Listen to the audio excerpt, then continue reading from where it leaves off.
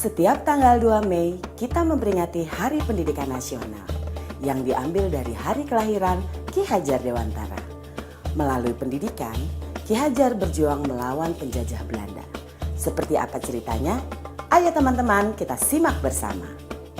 Ki Hajar Dewantara terlahir dengan nama Raden Mas Suwardi Suryaningrat pada tanggal 2 Mei 1889. Ia dibesarkan dalam lingkungan Keraton Pakualam di Yogyakarta. Ki Hajar sempat kuliah di Stovia atau Sekolah Dokter Pribumi. Kemudian ia bekerja sebagai wartawan di koran seperti Utusan Hindia dan Kaum Muda. Sejak muda, Ki Hajar berani menentang pemerintah kolonial Belanda. Bersama Daus Dekker dan Cipto Mangunkusumo, ia mendirikan Indies Partij pada tahun 1912 yang bertujuan mencapai Indonesia merdeka. Akibat kritiknya pada pemerintah Belanda, dalam tulisan Seandainya Aku Seorang Belanda, Ki Hajar diasingkan ke Pulau Bangka.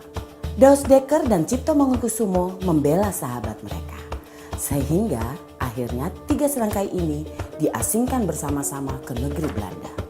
Masa pengasingan di Belanda dimanfaatkan Ki Hajar untuk mendalami dunia pendidikan dan pengajaran. Pada tahun 1919, Ki Hajar kembali ke tanah air dan terus mengkritik pemerintahan kolonial Belanda lewat tulisan-tulisannya. Akibatnya, ia pun sering keluar masuk penjara.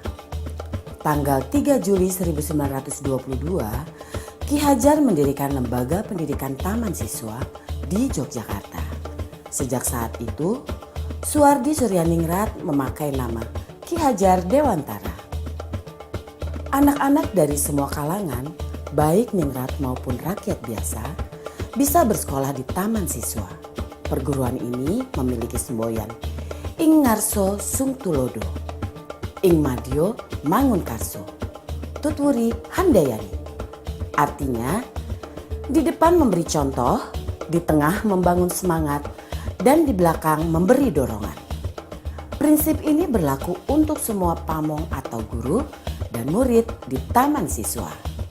Setelah Indonesia merdeka, Presiden Soekarno mengangkat Ki Hajar sebagai Menteri Pendidikan pertama. Semboyan Tutwuri Handayani pun hingga kini tetap dipakai dalam dunia pendidikan Indonesia. Bapak Ibu calon guru penggerak telah menyimak video profil sejarah Bapak Pendidikan Nasional kita Ki Hajar Dewantara. Pada kesempatan ini, izinkan saya untuk memaparkan refleksi saya terkait pemikiran Ki Hajar Dewantara untuk membuat kita lebih memahami impian besar beliau untuk membawa anak Indonesia mencapai kemerdekaan belajar. Ada dua hal yang ingin saya sampaikan di sini.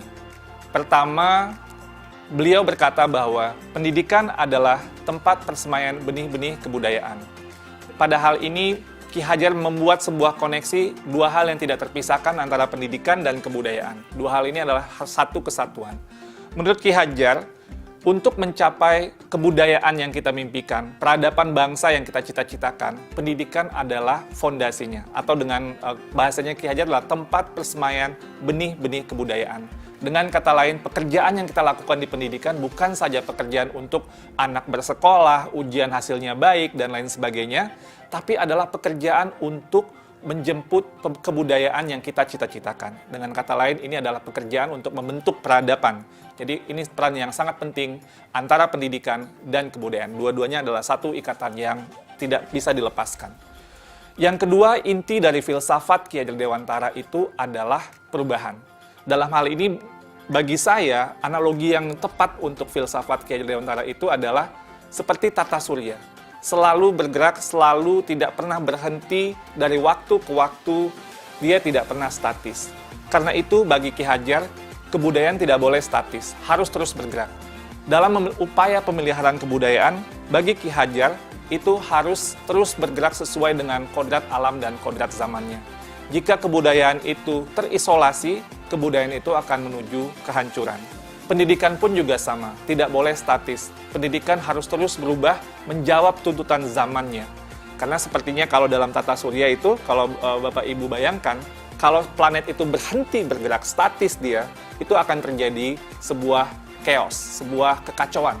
Dan itulah yang dilihat oleh Ki Hajar bahwa semuanya itu harus terus bergerak dan bergerak, tidak pernah berhenti. Artinya perubahan adalah hal yang kekal, yang harus terus terjadi. Selanjutnya, planet-planet itu pun dalam tata surya tidak ada yang sama. Di sini terlihat keberagaman. Ada planet Merkurius, ada planet Venus, ada Bumi, ada Mars, dan seterusnya. Dalam melihat planet-planet ini, inilah yang kita juga lihat dalam kebudayaan dan pendidikan. Dalam kebudayaan menurut Ki Hajar tidak ada yang sama. Ada kebudayaan yang mungkin seperti Mars, ada seperti Bumi gitu ya, tapi tidak bisa disamakan. Ketika kita melakukan pertukaran kebudayaan, itu bukan untuk menyamakan semuanya, tapi untuk menguatkan identitas dari masing-masing kebudayaan. Dan kebudayaan itu terus berputar dan terus berputar kepada sumbu yang sama. Dan dalam filosofi Ki Hajar, sumbunya ini atau di mana semua planet itu bersumbu itu adalah nilai-nilai kemanusiaan. Dan ini yang menjadi hal yang esensi dari semua kebudayaan, dimanapun kebudayaan itu berada. Baik itu kebudayaan di Indonesia yang beragam maupun kebudayaan dunia yang juga sangat beragam. Esensinya menurut Ki Hajar adalah nilai-nilai kemanusiaan. Pendidikan pun juga sama. Anak tidak pernah ada yang sama. Dua anak kembar itu tidak pernah sama persis, bahkan kembar siam sekalipun. Fitrah dari penciptaan dari Yang Maha Kuasa itu adalah keberagaman. Menurut Ki Hajar, biarkanlah anak-anak itu memiliki keunikannya sendiri-sendiri. Ibarat planet-planet tadi, mereka bergerak dengan kecepatannya sendiri-sendiri. Kalau Bapak Ibu lihat di tata surya, Merkurius itu berputar sangat cepat, sementara mungkin planet Jupiter itu agak lambat berputarnya. Dan ini mereka juga berputar dengan kecepatannya sendiri-sendiri sesuai dengan orbitnya masing-masing. Masing-masing punya cerita di dalam planet yang berbeda-beda. Jadi tidak bisa dipaksakan Bumi itu harus menjadi seperti Saturnus atau Neptunus itu menjadi Merkurius. Semua ada orbitnya masing-masing, semua bergerak pada sumbu yang sudah diatur dan menghamba pada nilai yang sama, yaitu nilai-nilai kemanusiaan. Nah, lalu apa yang kemudian menjadi relevansi pemikiran-pemikiran Ki Hajar Dewantara terhadap transformasi pendidikan yang sedang kita lakukan sekarang? Filosofi Ki Hajar adalah filosofi tentang perubahan, dan dalam hal ini ada 3 kerangka perubahan Ki Hajar Dewantara. Yang pertama adalah kodrat keadaan. Dalam melakukan perubahan, kita harus melihat kodrat keadaan yang terbagi 2. Pertama, kodrat alam, yang kedua, kodrat zaman. Kodrat alam itu adalah terkait dengan alam tempat di mana masyarakat itu berada. Seperti yang digambarkan oleh Ki Hajar, kalau alamnya daerah pertanian itu berbeda dengan daerah pegunungan atau daerah pantai. Yang 2 musim itu berbeda dengan 4 musim dan seterusnya. Ki Hajar bercerita bahwa kalau orang Belanda melihat orang Indonesia itu boros, karena orang Indonesia alamnya sangat ramah sekali. Jadi tidak pernah mungkin berpikir untuk masa depan yang terlalu jauh, karena alamnya selalu menyediakannya. Sedangkan orang Indonesia melihat Belanda itu pelit. Tapi ini Belanda dibentuk oleh alamnya juga, karena dia harus hidup 4 musim, dia harus berhemat, karena nanti ketika datang musim dingin, tidak bisa lagi tumbuh atau pertanian tidak bisa bergerak. Jadi ini kodrat alam yang membentuk sebuah kebudayaan, kebiasaan sebuah masyarakat. Nah, lalu juga ada kodrat zaman, bagian kedua dari kodrat keadaan. Kodrat zaman ini berarti bahwa walaupun alamnya sama, seperti daerah Bandung atau daerah Semarang dan lain sebagainya, itu tidak pernah sama dari waktu ke waktu. Jakarta tahun 1950 berbeda dengan Jakarta tahun 2020 dan akan berbeda dengan Jakarta 2050 dan seterusnya. Masing-masing zaman itu memiliki tantangannya sendiri-sendiri. Pada saat ini tantangan kita adalah bagaimana menjawab revolusi industri 4.0 dan sebagainya. Percepatan revolusi teknologi ini sangat luar biasa dan ini merupakan tantangan yang pada zaman ini sedang kita hadapi. Lalu yang kedua adalah prinsip melakukan perubahan. Kalau tadi kodrat keadaan, yang kedua ini prinsip melakukan perubahan. Di sini ada yang namanya azas trikon, kontinuitas, konvergensi, dan konsentris. Dalam melakukan perubahan, menurut Ki Hajar, kita harus melakukan sebuah dialog kritis dengan sejarah kita.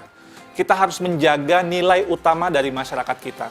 Harus berakar pada identitas utama dari sebuah masyarakat. Jadi walaupun perubahan itu menjawab kodrat zaman, tapi nilai esensi budaya masyarakat itu harus tetap dipegang. Tapi juga harus ada dialog kritis sehingga bisa terus berubah. Jadi kontinuitas ini bisa terjaga dengan baik. Yang kedua, harus konvergensi. Maksudnya apa? Perubahan-perubahan yang kita lakukan itu harus menuju pada suatu titik yang memperkuat nilai-nilai kemanusiaan. Jadi, dalam konteks konvergensi ini, pendidikan itu harus memanusiakan dan memperkuat kemanusiaan kita. Yang ketiga, konsentris. Jadi, walaupun menuju pada nilai-nilai yang sama gitu, sumbu yang sama, tapi kita tetap harus menghargai keragaman yang ada. Karena kalau konsentris itu ibarat planet tadi, dia berputar sesuai dengan sumbunya, sesuai dengan orbitnya. Tidak bisa dicampur-campurkan. Karena itu, pendidikan itu harus menghargai keunikan. Karena itu juga, pendidikan itu harus memerdekakan. Biarkanlah masing-masing berputar pada sumbunya, beredar sesuai dengan orbitnya. Menurut kata Ki Hajar, pendidik itu ibarat petani. Petani itu dia bercocok tanam, dia memiliki banyak sekali misalnya bibit. Ada bibit padi, ada bibit jagung, ada bibit kedelai. Yang padi, tumbuhkanlah dia sebagai padi. Jangan menumbuhkan padi itu berharap menjadi jagung. Tidak akan pernah menjadi seperti itu. Dan jangan pula memelihara jagung dengan ilmu memelihara padi, nggak jadi tumbuh kembangnya jagung itu. Jadi masing-masing itu sesuai dengan kodratnya, dan itulah keragaman yang dihadapi oleh para pendidik dalam konteks kehidupan sehari-hari. Lalu yang ketiga, apa yang berubah? Yang berubah di sini adalah budi pekerti. Maksudnya ini apa? Ada dua kata di sini. Ada budi, ada pekerti. Budi itu, menurut bahasa Ki Hajar itu ada 3 komponen, yaitu cipta, rasa, dan karsa. Cipta itu artinya pikiran, rasa itu perasaan, karsa itu adalah kemauan. Dan pekerti. Pekerti itu maksudnya tenaga atau raga. Dalam filosofi pendidikan Ki Hajar, ini harus seimbang terjadinya perubahan tersebut. Ada olah cipta, menajamkan pikiran, olah rasa, menghaluskan rasa, olah karsa, memperkuat kemauan, dan olahraga, menyehatkan jasmani. Sehingga pendidikan itu harus holistik, harus seimbang, tidak bisa timpang. Kalau pendidikan ini bisa kita lakukan dengan seimbang, menurut Ki Hajar, ini akan terjadi kesempurnaan budi pekerti yang membawa kita pada kebijaksanaan. Dengan kata lain, jika kita melakukan pendidikan yang seimbang, tumbuh kembang anak secara holistik, ini akan menghadirkan banyak insan-insan yang penuh kebijaksanaan. Sebaliknya, jika kita melakukan pendidikan dengan timpang, maka kita akan menciptakan masyarakat yang langka, bahkan mungkin hampa dengan kebijaksanaan. Pada akhirnya, semua disiplin ilmu harus menuju kepada kebijaksanaan.